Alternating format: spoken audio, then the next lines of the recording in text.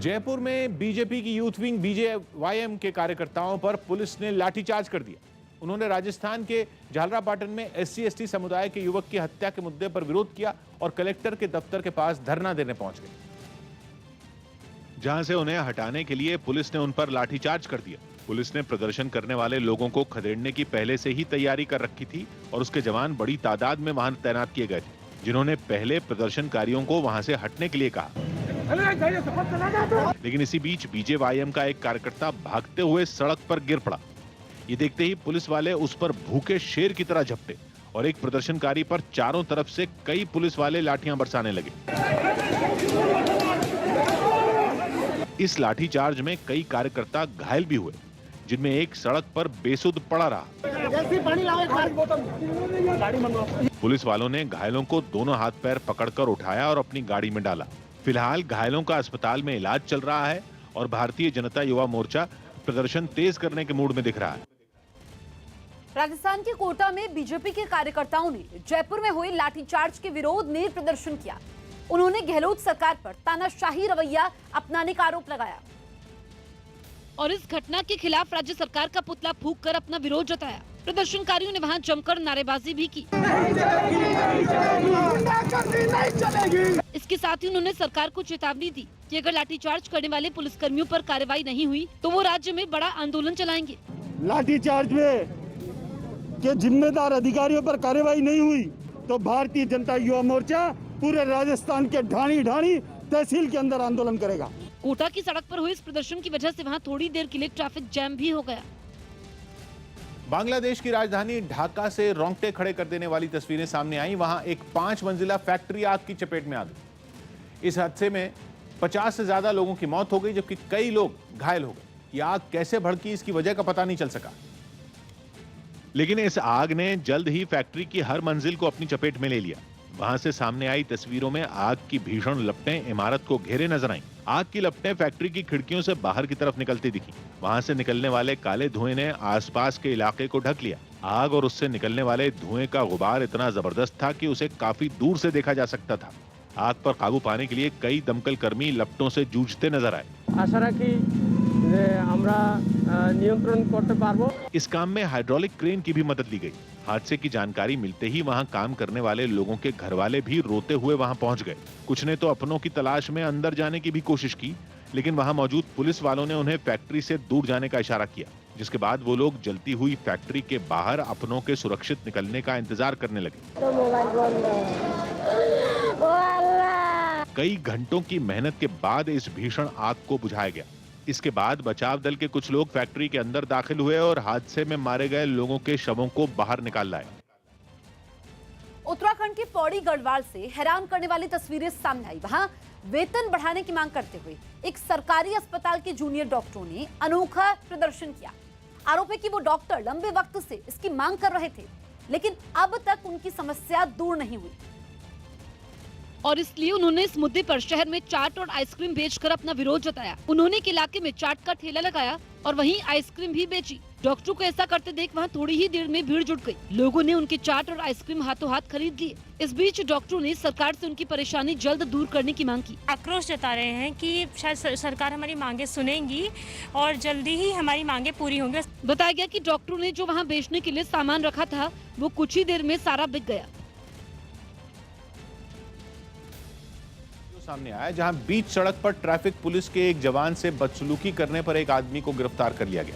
आरोप है कि उसने अपनी गाड़ी नो पार्किंग जोन में लगा रखी थी और जब पुलिस उसे उठाकर ले जाने लगी तो वो आग बबूला हो गया और ट्रैफिक पुलिस के जवान से बीच सड़क पर बदतमीजी से पेश आने लगा। उसे खूब बुरा भला भी कहा।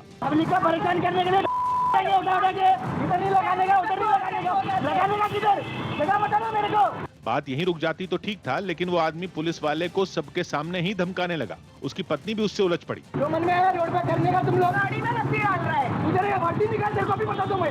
इधर ही ट्रैफिक पुलिस की कार्रवाई से वो इतना तिलमिला गया कि उसने मौके पर ही पुलिस वाले से दो हाथ करने की ठान ली। इधर ही मारूंगा तेरे को, उतारना ये, अरे उतारना। काफी देर तक सड़क पर यह तमाशा चला।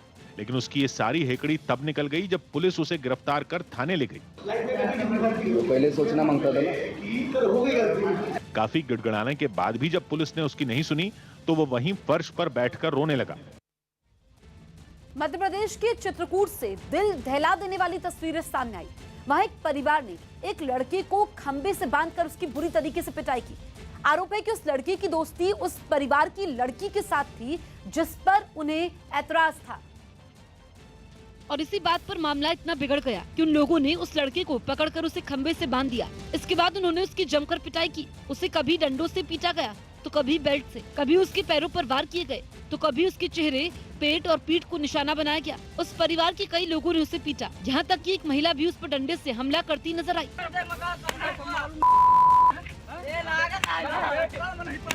इसके बाद उस लड़की को भी वहां लाया गया, जिसकी वजह से ये हंगामा हुआ। हालांकि वो लगातार रोती दिखी। खबर है कि इस घटना का वीडियो वायरल हो जाने के बाद पुलिस ने मारपीट करने वाले 5 आरोपियों के खिलाफ केस दर्ज कर लिया। दिल्ली हाईकोर्ट ने यूनिफॉर्म सिविल कोड की जरूरत पर जोर दिया। न्यूज 18 के अमित सिंह की रिपोर्ट है कि तलाक के एक मामले में फैसला सुनाते हुए दिल्ली हाईकोर्ट ने कहा कि देश में यूनिफॉर्म सिविल कोड की जरूरत है, जिसका मतलब यह हुआ कि अदालत ने देश में हर नागरिक के लिए एक जैसा कानून होने की बात पर जोर दिया, चाहे वो किसी भी धर्म या जाति से ताल्लुक क्यों न रखता। जज ने दो टूक कहा कि आज का भारत धर्म, जाति और संप्रदाय जैसी चीजों से ऊपर उठ चुका है और आधुनिक हिंदुस्तान में इस तरह की बंदिशें खत्म हो रही हैं, जिसकी वजह से शादी और तलाक दोनों में ही दिक्कत आ रही। इसलिए देश में यूनिफॉर्म सिविल कोड लागू होना चाहिए।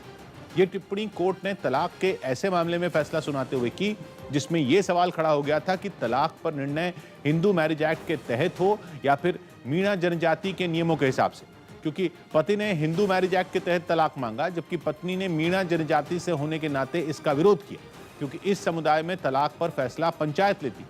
पति ने इसी दलील के खिलाफ अदालत में अर्जी दी, जिसे स्वीकार कर लिया गया और अदालत ने यूनिफॉर्म सिविल कोड लागू करने की जरूरत महसूस की। प्रधानमंत्री ओलंपिक्स में जाने वाले खिलाड़ियों से बातचीत करेंगे।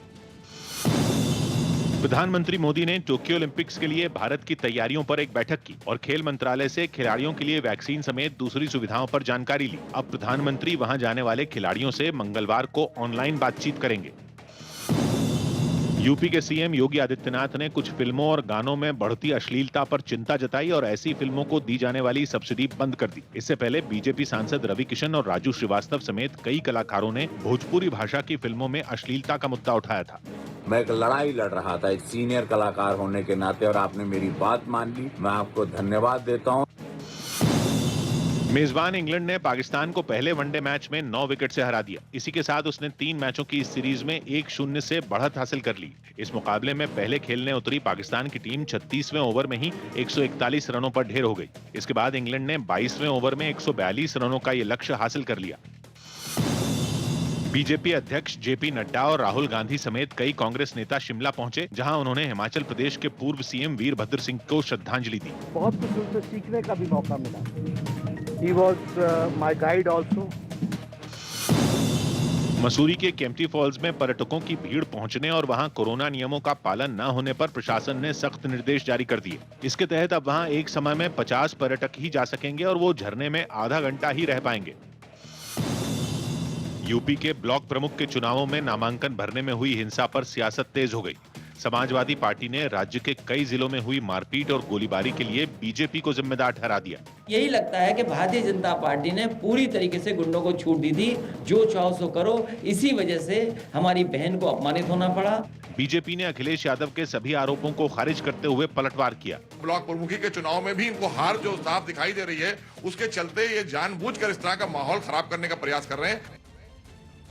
अमेरिका की कैलिफोर्निया से डरा देने वाली तस्वीरें सामने आई, जहां जंगल में लगी भीषण आग ने भयंकर रूप अख्तियार कर लिया। यह आग अब तक जंगल के करीब 100 किलोमीटर के इलाके में फैल चुकी है, जिसकी वजह से वहां चारों तरफ कोहराम मच गया। जंगल से उठते धुएं ने पूरे आसमान पर कब्जा जमा लिया। ऐसा लगने लगा जैसे वहां कोई ज्वालामुखी फटा हो। धुएं का गुबार इतना बड़ा था कि जंगल के एक बड़े हिस्से को देख पाना तक मुश्किल हो गया। दिन रात जल रहे इस इलाके में दमकल कर्मियों को पहुंचने में भी भारी दिक्कतों का सामना करना पड़ा। वहीं तेज हवाओं ने उनका काम और बढ़ा दिया। खबर है कि दमकल की सैकड़ों गाड़ियां उसे बुझाने में जुटी हैं। इसके अलावा जंगल के आसपास रहने वाले सैकड़ों लोगों को भी वहां से हटाकर सुरक्षित जगहों पर भेजा गया। नेपाल में हो रही बारिश ने बिहार के लोगों की मुश्किलें और बढ़ा दी। वहां के कई जिलों में पहले से ही हालात बहुत खराब है। बारिश का अलर्ट भी जारी किया जा चुका है। ऐसे में नेपाल के ऊपरी हिस्से में होने वाली बारिश ने दिक्कतों को और बढ़ा दिया, क्योंकि वहां की कई नदियों में पानी छोड़े जाने से बिहार में गांव के गांव डूबने की कगार पर पहुंच गए और कई जगहों पर नदी का पानी पुल के ऊपर से बहने लगा। ये पानी थोड़ा बहुत नहीं बल्कि इतना आया कि लोग घुटनों तक डूब जाएं। नेपाल में इतनी बारिश हुई तो बिहार के सुपौल में नदियां डराने लगी।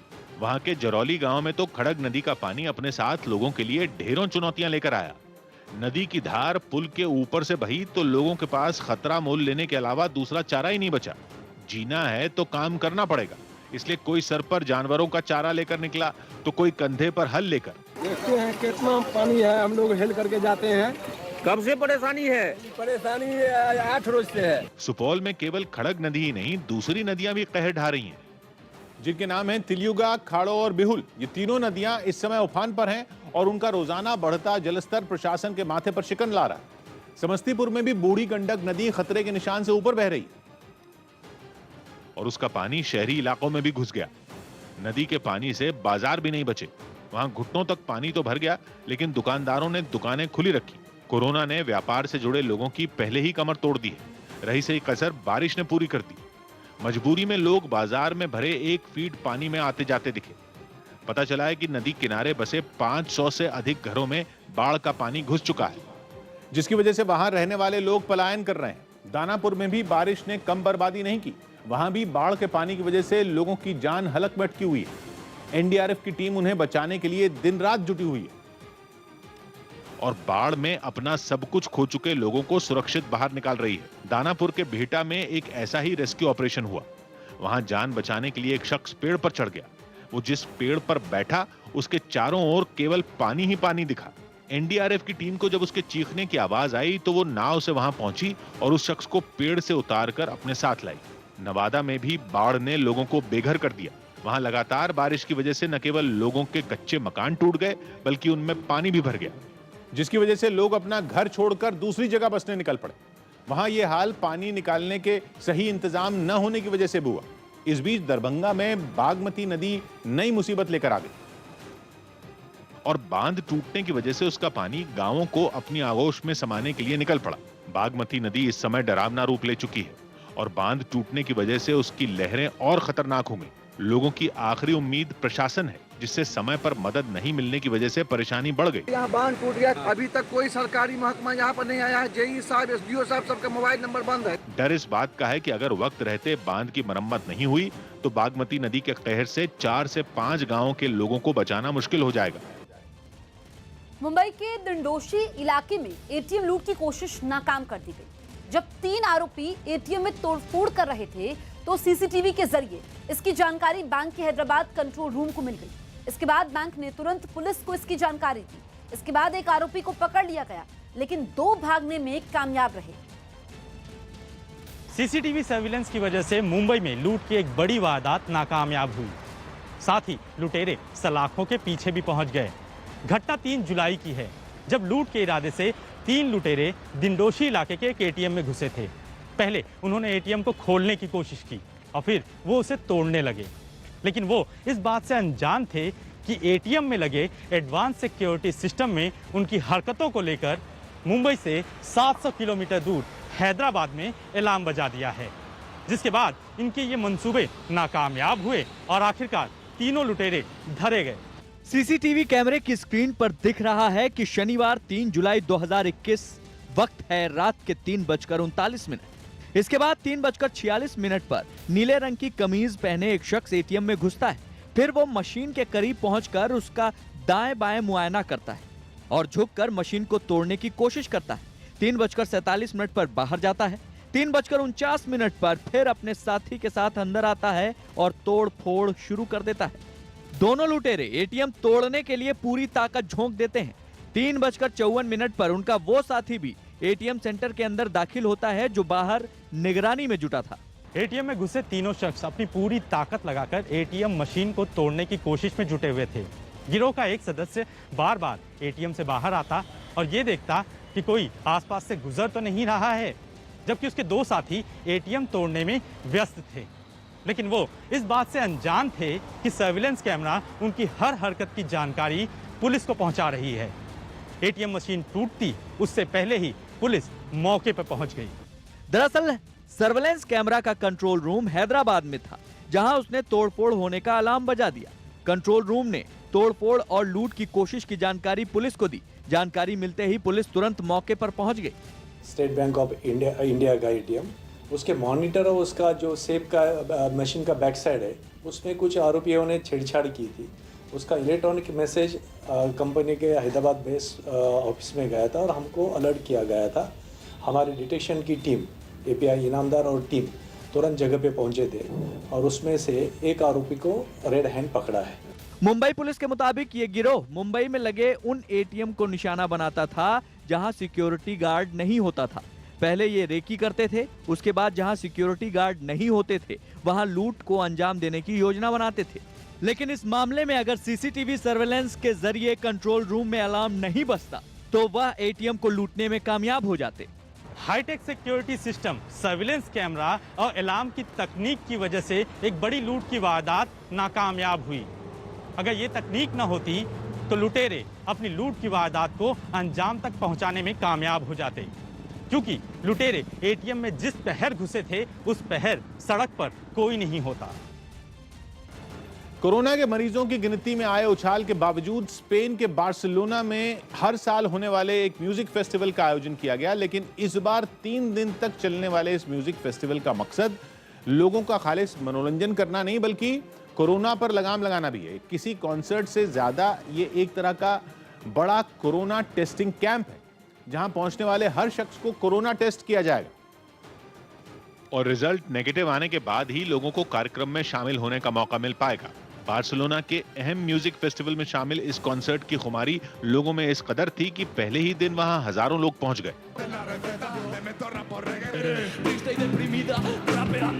म्यूजिक फेस्टिवल में भीड़ जुटी तो सही, लेकिन इसके बावजूद वहां कोरोना से बचाव के नियमों पर अच्छा खासा ध्यान दिया गया। लोगों के बीच 2 गज की दूरी भी दिखी और एक शख्स के चेहरे पर मास्क भी नजर आया। लेकिन इस मौज मस्ती से पहले कॉन्सर्ट में पहुंचने वाले हर एक शख्स का कोरोना टेस्ट किया गया। जिनका रिजल्ट नेगेटिव आया, सिर्फ उन्हें ही म्यूजिक फेस्टिवल में शामिल होने की इजाजत दी गई। कोरोना पॉजिटिव पाए जाने वाले लोगों को वापस भेज दिया गया। वैसे तो इतने लोग अपना कोरोना टेस्ट करवाते नहीं, लेकिन म्यूजिक फेस्टिवल के बहाने एक पंथ 2 काज हो गए। लोगों को मस्ती करने का मौका मिल गया। लंबे वक्त बाद कलाकार स्टेज पर लौट पाए और बैठे बिठाए प्रशासन को जांच करने के लिए हजारों लोग मिल गए। मध्य प्रदेश के अनूपपुर में एक मालगाड़ी हादसे का शिकार हो गई और उसके 15 से ज्यादा डिब्बे पटरी से उतर गए। बताया गया कि यह मालगाड़ी छत्तीसगढ़ के कोरबा से कोयला लेकर कटनी जा रही थी और अनूपपुर में आलान नदी पर बने पुल पर उसके डिब्बे पटरी से उतर गए। हादसे के बाद कुछ डिब्बे तो पुल से नीचे गिर गए और कुछ लटक गए। उन डिब्बों में भरा सारा कोयला भी गिर गया।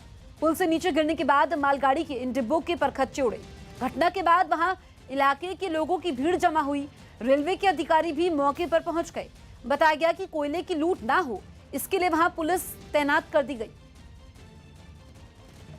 पेट्रोल डीजल की बढ़ती कीमतों के विरोध में कोलकाता में टीएमसी ने केंद्र सरकार के खिलाफ जोरदार प्रदर्शन किया। कोलकाता समेत पश्चिम बंगाल के ज्यादातर शहरों में पेट्रोल का रेट 100 रुपए पार कर चुका है, जिसके खिलाफ टीएमसी के कार्यकर्ता सड़क पर उतरे और केंद्र सरकार के खिलाफ प्रदर्शन किया। विरोध के लिए एक कार को गाय से बांध दिया गया और उसे सड़क पर खींचा गया। इसकी तस्वीरें भी सामने आईं, जिसमें वो गाय रस्सी से बंधी कार को खींचती दिखाई दी। इस मार्च में कई महिला कार्यकर्ता भी शामिल हुई, जिन्होंने रसोई गैस सिलेंडर के साथ प्रदर्शन किया। तस्वीरों में कई महिलाएं खाली सिलेंडरों को अपने सिरों पर उठाए नजर आईं। पोस्टर और प्लैकार्ड लेकर पहुंची इन कार्यकर्ताओं ने केंद्र पर रसोई गैस को आम लोगों की पहुंच से दूर करने का आरोप लगाया। विरोध के तौर पर उन्होंने बीच सड़क पर चूल्हे रखकर उसमें खाना भी बनाया। कोलकाता में इस बार अलग अंदाज में जगन्नाथ यात्रा निकाली जाएगी। कोलकाता में इस बार इस्कॉन मंदिर में रथ के बजाय कार से जगन्नाथ यात्रा निकाली जाएगी। मंदिर प्रशासन ने कोरोना खतरे की वजह से यह फैसला लिया। गुजरात में गांधीनगर के कुछ इलाकों में लोग हैजा फैलने से परेशान हैं। बताया गया कि वहां पिछले 1 हफ्ते में 6 लोगों की इस बीमारी से मौत हो गई। इसके बाद प्रशासन ने वहां पानी पूरी और चाय जैसी चीजें बेचने वाली दुकानों को बंद करवा दिया। साथ ही इस मामले पर गृह मंत्री और गांधीनगर से सांसद अमित शाह ने भी वहां के डीएम और स्वास्थ्य अधिकारियों से बात की। अमित शाह ने इस बीमारी को फैलने से रोकने के लिए हर जरूरी कदम उठाने के निर्देश दिए। धर्मेंद्र प्रधान ने देश के नए शिक्षा मंत्री के तौर पर अपना कार्यभार संभाल लिया। जम्मू कश्मीर के सांबा जिले में एलओसी के पास गांव वालों ने 4 संदिग्धों को देखा। इसके बाद सुरक्षा बल ने उस इलाके में सर्च ऑपरेशन चलाया। मुंबई के गोरेगांव इलाके में एक मकान की छत गिरने से एक बच्चे की मौत हो गई, जबकि इस बच्चे की मां हादसे में घायल हो गई। जम्मू में बजरंग दल के कार्यकर्ताओं ने पीडीपी अध्यक्ष महबूबा मुफ्ती का विरोध करते हुए उन्हें काले झंडे दिखाए। महबूबा मुफ्ती 3 दिन के दौरे पर जम्मू पहुंची हैं, जहां वो कई जिलों का दौरा करेंगी। महबूबा मुफ्ती श्रीनगर से जम्मू पहुंची है। एयरपोर्ट के बाद आप देखिए यहाँ पर बजरंग दल के कार्यकर्ता काले झंडे दिखाकर उनका विरोध कर रहे हैं। इस दौरान इन कार्यकर्ताओं ने सड़क पर खूब नारेबाजी भी की। बजरंग दल ने आरोप लगाया कि उनके इस दौरे से जम्मू का माहौल खराब होगा। सरकार से भी ये अपील करते हैं कि ऐसे लीडरों को जम्मू की धरती के अंदर लीडरी न करने दी जाए, यहाँ का माहौल खराब होता है। अमेरिका के न्यूयॉर्क से हैरान करने वाली तस्वीरें सामने आई। वहां जमीन के अंदर बने एक रेलवे स्टेशन में बारिश का पानी भर गया। वहां एक तूफान की वजह से कई इलाकों में लगातार भारी बारिश हुई, जिसकी वजह से शहर का बड़ा हिस्सा तालाब में तब्दील हो गया। सबसे हैरान करने वाली तस्वीरें तो एक रेलवे स्टेशन से सामने आई। जमीन के अंदर बने इस स्टेशन में बारिश का पानी घुस गया। वहां की सीढ़ियों से पानी झरने की तरह बहता दिखाई दिया। फर्श में भी काफी पानी जमा हो गया। स्टेशन की बाहर की सड़क पर तो जैसे नदी में बदल गई हो और बारिश और जल जमाव की वजह से ट्रैफिक पर भी बुरा असर पड़ा। जयपुर से रोंगटे खड़े कर देने वाली कुछ तस्वीरें सामने आईं, जहां जमीन विवाद में 2 पक्षों में मारपीट और गोलीबारी हुई। जिस वक्त इलाके में ये पूरा बवाल हो रहा था, उस समय वहां मौजूद कुछ लोगों ने इसका वीडियो बना लिया, जिसमें एक पक्ष के लोग दूसरी तरफ की महिलाओं को लाठियों से पीटते नजर आए। इससे पहले एक महिला दूसरे पक्ष के लोगों के सामने गई और उन पर ईंटों से हमला कर दिया। ईंट लगते ही दूसरे पक्ष के लोगों ने अपना आपा खो दिया और वो उस महिला पर टूट पड़े। उन्होंने ईंटों और डंडों से उसे इतना मारा कि वो महिला घायल होकर जमीन पर गिर गई। उसकी मदद में गई 2 महिलाएं भी हमलावरों से बच नहीं पाईं। उन्हें भी लाठियों से पीट दिया गया। इतना ही नहीं, जब महिलाएं घर लौट रही थीं तो दबंगों ने उन पर गोली चला दी, जिससे वहां हड़कंप मच गया। बताया गया कि ये गोली एक महिला के पेट में लगी। इसके बाद विवाद वाली जमीन पर रखी चारपाई, पानी की टंकी और दूसरी चीजों को भी तोड़ दिया गया। भोपाल में पुलिस ने शराब की तस्करी करने वाले एक ऐसे गिरोह का पर्दाफाश किया जो दिल्ली से ट्रेन के जरिए शराब की सप्लाई कर उसे बेचता था। बताया गया कि ऐसा इसलिए किया जाता था क्योंकि मध्य प्रदेश के मुकाबले दिल्ली में शराब की कीमत कम है। भोपाल पुलिस ने शराब तस्करी के एक बेहद सनसनीखेज मामले का पर्दाफाश किया है। पुलिस का दावा है कि जिन 3 लोगों को गिरफ्तार किया गया है वो दिल्ली से भोपाल रेल की पार्सल बोगी में दवा के नाम पर बुकिंग करते थे, लेकिन महंगी शराब की बोतलें लाते थे। पुलिस ने यह भी कहा है कि इन आरोपियों के पास से लाखों की विदेशी शराब बरामद की गई है। दिल्ली के रास्ते भोपाल तक शराब तस्करी का यह मामला अपने आप में चौंकाने वाला इसलिए है क्योंकि पहली बार पुलिस के हत्थे ऐसे शराब तस्कर चढ़े हैं जो रेल की पार्सल बोगी को पहले तो दवा के नाम पर बुक करते थे, उसके बाद इस बुकिंग की आड़ में महंगी विदेशी शराब की अवैध रूप से भोपाल तक सप्लाई कर रहे थे। पुलिस ने इन तस्करों के पास से 5.5 लाख रुपए कीमत की 350 लीटर विदेशी शराब जब्त की है। पुलिस ने इस सिलसिले में 3 लोगों को गिरफ्तार भी किया है। पुलिस का दावा है कि ये शातिर तस्कर भोपाल एक्सप्रेस ट्रेन में पार्सल के जरिए अवैध शराब के 6 कंसाइनमेंट भोपाल ला चुके हैं। गिरफ्त में आए आरोपियों में से एक आरोपी रेलवे में ट्रांसपोर्ट का काम करता है। ये गिरोह प्लास्टिक की पन्नी में दवाई की पैकिंग में शराब को पैक करता था। ये लोग काफ़ी समय से यहाँ पर जो है दिल्ली से भोपाल में आबकारी जो इंग्लिश वाइन है उसको लेकर जो है भोपाल में सप्लाई कर रहे थे। इनका जो थोड़ा सा तरीका था और एक पैटर्न था, एक नया टाइप का था, और जो अपराधों में दिनों दिन जैसे अपराधी अपने मोडस ऑपरेंडी चेंज करते हैं उसमें चेंज टाइप का था। मुखबिर की सूचना पर भोपाल पुलिस की क्राइम ब्रांच ने शराब तस्करी के इस गिरोह का भंडाफोड़ किया। पुलिस का कहना है कि ये गिरोह मध्य प्रदेश में दिल्ली और हरियाणा से शराब इसलिए लाता था क्योंकि हरियाणा और दिल्ली में मध्य प्रदेश की तुलना में शराब सस्ती है और इसीलिए ये लोग रेल की पार्सल बोगी का इस्तेमाल करते थे और दिल्ली और हरियाणा से शराब लाकर ऊंचे दामों में भोपाल में बेचते थे। भोपाल पुलिस का यह भी दावा है कि कॉस्मेटिक के सामान के साथ शराब को 4 लेयर में छिपा कर लाया जाता था।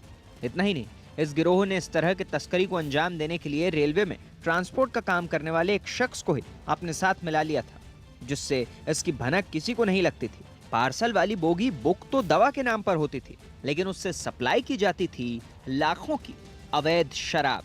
पूछताछ में उसने बताया कि दिल्ली और हरियाणा में चूंकि शराब सस्ती मिलती है और एमपी में थोड़ी सी महंगी है, तो वहाँ से हम कम दाम पे लाके, और चूंकि कॉस्मेटिक का भी लॉजिस्टिक का भी ऑलरेडी उनका काम है, तो कपड़े भी आते थे उसमें बोगी में, ट्रेन की जो बोगी है, और भी सामान जो लॉजिस्टिक का आता था, उसके बीच में जो है 4 लेयर में उस शराब को छुपाकर ये लोग लगातार ला रहे थे और भोपाल में इसकी सप्लाई कर रहे थे। एक छोटी सी टिप कितनी बड़ी साजिश का पर्दाफाश कर सकती है, ये खबर उसी की वानगी है। भोपाल पुलिस की क्राइम ब्रांच ने मुखबिर की सूचना पर न केवल शराब तस्करी के एक गिरोह का पर्दाफाश किया है, बल्कि एक बड़ी लापरवाही की तरफ भी इशारा किया है। क्योंकि अगर रेल की पार्सल बोगी में रखकर दवा के नाम पर शराब की बोतलें लाई जा सकती हैं, तो फिर विस्फोटकों को भी सप्लाई किया जा सकता है, जो कि रेल में सफर करने वाले मुसाफिरों के लिए खतरे का सबब बन सकता है। कोरोना की तीसरी लहर के खतरे के बावजूद लोग संभलने और समझने को तैयार नहीं है। बाजारों में जमा हो रही लापरवाही की भीड़ अब प्रधानमंत्री की भी चिंता बढ़ा रही है। देश के छोटे शहरों में नहीं, राजधानी दिल्ली तक में लोगों के बीच कोरोना का कोई डर नहीं दिख रहा, जिनमें दिल्ली का मशहूर सदर बाजार भी शामिल है। सदर बाजार में उमड़ी भीड़ देखकर लगता ही नहीं कि कोरोना का कोई वजूद भी है। ग्राहक हों या कारोबारी हों, ठेला खींचने वाले हों या रिक्शा चलाने वाले हों, महिलाएं, पुरुष, युवा, बुजुर्ग, किसी को बीमारी से डर नहीं लगता। सड़क किनारे बैठकर होने वाली पंचायतें पहले की तरह हो रही हैं। दूरी का लिहाज तो भूल ही जाइए, मास्क तक लगाना लोगों को अपनी शान के खिलाफ लग रहा है। भैया मास्क है, मास्क कहाँ है? ये दिल्ली का वही बाजार है जिस पर बेकाबू भीड़ की वजह से कार्रवाई तक हो चुकी है, लेकिन खुलते ही बाजार फिर गुलजार हो गया। मार्केट को यहाँ पर बंद भी किया गया था, बावजूद उसके सदर बाजार में इसका असर देखने को नहीं मिल रहा है। केवल सदर बाजार ही नहीं, ज्यादातर सब्जी मंडियों की हालत भी ऐसी ही है। दिल्ली की ओखला मंडी से तो कैमरों में हैरान करने वाली तस्वीरें रिकॉर्ड हुई। बाजार में अनाउंसमेंट हो रही है सावधान रहने की, और लोग धड़ल्ले से बिना मास्क और बिना दूरी के खरीद बेच में लगे हैं। आपकी अपनी सावधानी आपके अपनों को बचा सकती है, इसलिए मास्क पहनना। मंडी में ज्यादातर काम नकद लेन देन में होता है और किसी को मास्क तक लगाने का होश नहीं है, जबकि बार बार सरकारी एजेंसियां लोगों को सावधान कर रही हैं कि कोरोना की तीसरी लहर कभी भी आ सकती है। देश के कई बड़े शहरों में तो मरीजों की गिनती बढ़नी भी शुरू हुई है, लेकिन किसी भी खतरे की लोगों को परवाह नहीं। महाराष्ट्र के नागपुर के बाजारों में पहले की तरह भीड़ जुटने लगी है। बिना मास्क के घूमने वाले लोग तो हैं ही, ऐसे लोग भी हैं जो बिना मास्क अपने छोटे छोटे बच्चों को मोटरसाइकिल से बाजार घुमाने ला रहे हैं। छोटे शहरों में कैमरा पहुंच जाए तब तो ऐसा लगता ही नहीं कि देश में कोरोना बचा भी है। मेरठ के घंटाघर मार्केट में बच्चों से लेकर बड़ों तक किसी को कोरोना का डर नहीं दिख रहा।